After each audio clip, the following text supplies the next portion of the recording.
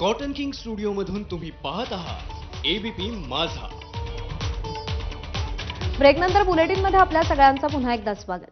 अतिवृष्टीमुळे पिकांचं मोठ्या प्रमाणात नुकसान झाल्याने एका वृद्ध शेतकऱ्यानं आत्महत्या केली आहे. दक्षिण सोलापूर तालुक्यातील मुस्ती येथली ही धक्कादायक घटना आहे. चंद्रकांत माळगे असं आत्महत्या केलेल्या 75 वर्षीय वयोवृद्ध शेतकऱ्याचं नाव आहे. सततच्या पावसानं खरीप हंगामातील पिकं नष्ट झाली होती.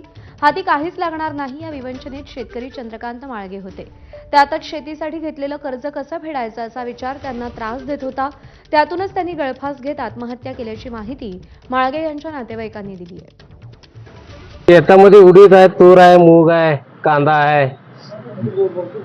अतिवृष्टी पाऊस लय भयानक झालाय आमच्याकडे. पंचनामे झाला नाही का? पंचनामा झालाय, पंचनामा चालू आहे अजून. लोकांचे 4 पैसे द्यायचे, ते उसण्यावर घेतलेले असते. ते उसने कुणाकुणा 10-5 असं 2-2.5 लाख रुपये द्यायचे होते लोकांना. ते कसं द्यायचं आणि पुढचा संसार कसं चालवायचं म्हणून त्यांनी कंटाळून हे करून घेतले. एक छोटासा ब्रेक. बुलेटिनमध्ये या बातमीसह पाहत रहा एबीपी माझा.